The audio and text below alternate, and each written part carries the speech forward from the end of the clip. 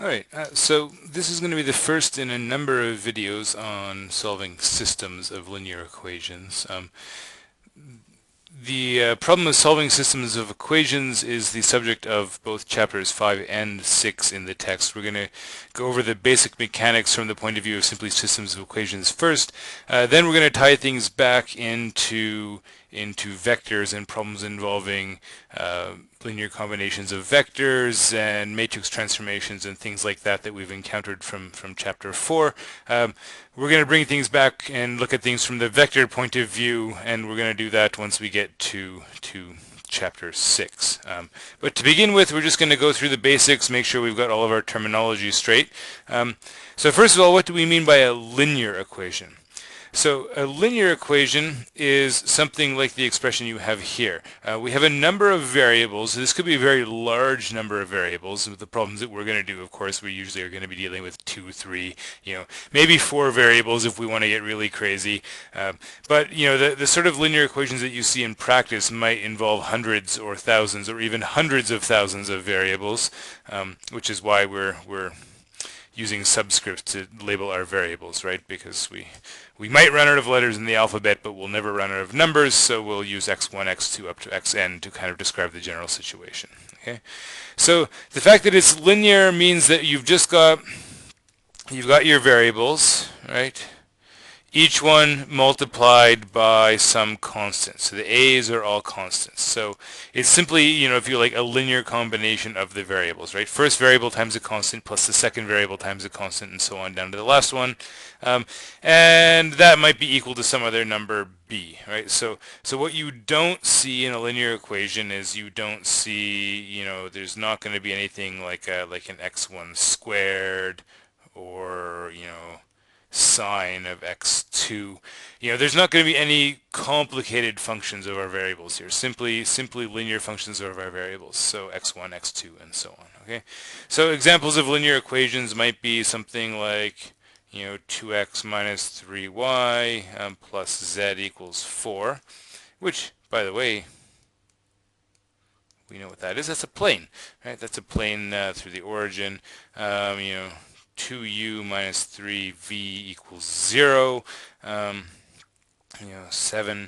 7x plus root 2y minus pi times z plus 3/4 w is equal to 73. Something like that is linear, right? Now notice that okay, there are some complicated looking coefficients here, right? But the coefficients can be any real numbers, right? So root 2, that's fine. It doesn't have to be an integer.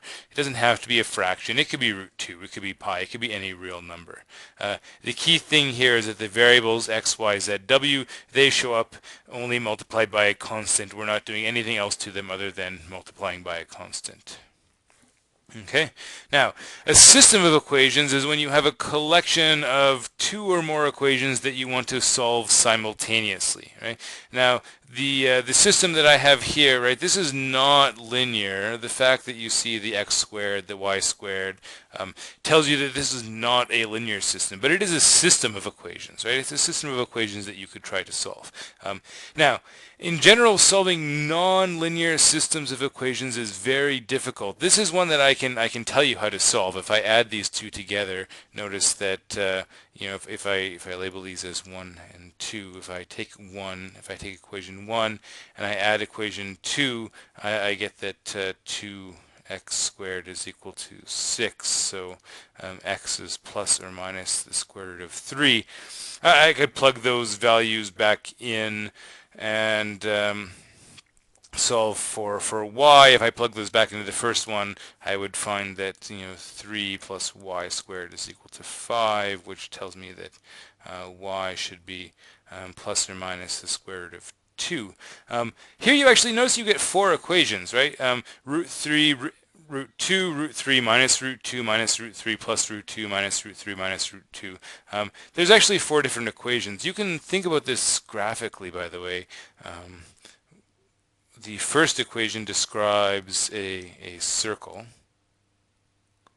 Okay. The second equation actually describes a hyperbola. The second equation looks something, the graph of it looks something like this. Okay. Okay, and you see that there are 1, 2, 3, 4 points of intersection, right? Now with linear equations, this sort of thing where you've got the graphs are curves that might intersect in complicated ways. This is not going to happen, right? Linear equations, they describe lines, they describe planes, and basically we'll see as we move forward, there really are only three possibilities. There might be no solution at all. Things might not intersect. There might be a single solution, like think about two lines intersecting in a point, right? Or there might be infinitely many solutions. Think of, two parallel planes that intersect in a line. Every point on the line is going to be a solution. And now I could write down more complicated things, more complicated examples that are harder and harder to solve. Even polynomial equations can be really difficult to solve exactly. So we stay away from things like this because they're really hard to solve. We will stick to linear equations because we'll see that there are systematic methods for solving linear systems. Okay, so an example of a linear system might be something like 2x minus y is equal to 4, and maybe minus x plus 2y is equal to 1. Okay, that's an example of a linear system, right? I can solve this either, I could solve this graphically, or I could solve it algebraically. Of course, we're interested in the algebraic solution. We want exact answers. But if we wanted to kind of visualize things, okay, the first line, this is y equals 4 minus 2x. Okay, that's a line with intercept of 4, slope of minus 2. We got a line that goes like that, right? There's the line y equals 4 minus 2x. This guy here, this is y equals 1/2 plus 1/2 x. Okay, so the intercepts here are going to be when x equals 0, y is equal to 1/2, somewhere down here. When y equals 0, x is equal to minus 1 over here, right? And so the other line is there. And we see that there is some point of intersection, right? And if we want to know what that point is, what are some ways that we can do it? Well, if we label these guys 1 and 2, we could do things like we could do equation 2. We multiply everything by 2 minus 2x plus 4y is equal to 2. Add equation 1, 2x minus y equals 4, right? Add those up. What are we going to get? We get 3y equals 6. So y is equal to 2. And then I can take that value y equals 2. We can put this into, well, whichever one we want. Let's try putting it into 1. If we put that into 1, we get 2x minus 2 equals 4. So 2x equals 6. So x equals 3. Right? So that tells me that this must be the point 3, 2. That must be the point of intersection. How do we verify that that is the right point, that we have a solution?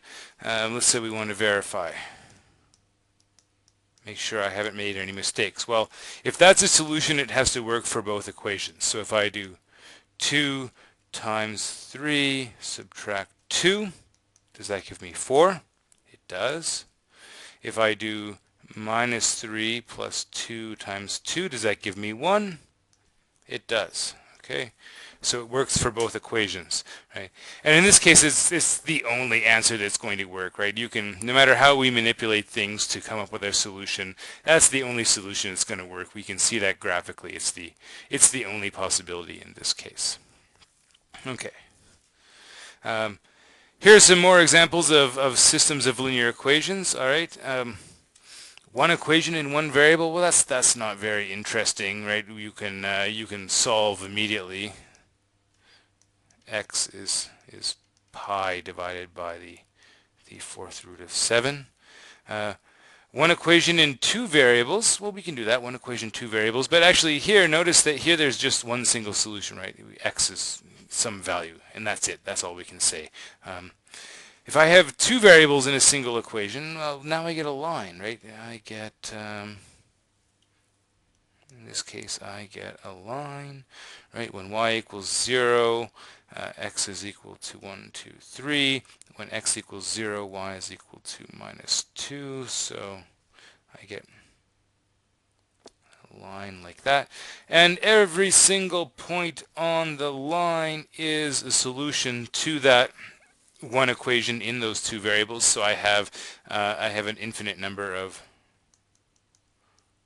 solutions. Right? Two equations, three variables, well, that's just like the one we just looked at. We can think of this as two different lines, right? Here we can see, well, these are definitely different lines, and so we can expect. And also, are they parallel? Because that's one possibility, right? One possibility is you might be dealing with parallel lines, something like this. They never intersect, and then there's no solution at all, right? Or maybe the second equation is just a multiple of the first, so you only really, it looks like you have two equations and two variables, but really you only had one equation because the second equation was just a way of rewriting the first one. But here we can see that no, what we have is actually two different lines with different slopes, so they're not parallel, and so we know that they are going to intersect just like in the last problem, right? There's going to be one line, there's going to be another line, there's going to be a point of intersection. Okay, and then you go on from there. One equation in three variable. Well, we know that this is just the equation of a plane, right? In fact, we know what it's a plane with a normal vector. We know what the normal vector is going to be, 1, 2, minus 3, right? We just look at the coefficients of x, y, and z. And so every single point on that plane would be a solution to one equation in three variables, and so we have an infinite number of solutions in this case. But somehow it's an infinite number of solutions, but it's actually a sort of a two-dimensional set of solutions, right? Every point on the plane works, whereas here in the case of a line, it's a one-dimensional set of solutions. And you can go on from there. Two equations in three variables, right? So now you have two planes, right? This is a pair of planes. And so, if I were to sketch things out, maybe one of my planes is here, and maybe the other one is maybe there, right? And maybe they meet. They're going to intersect along a line, right?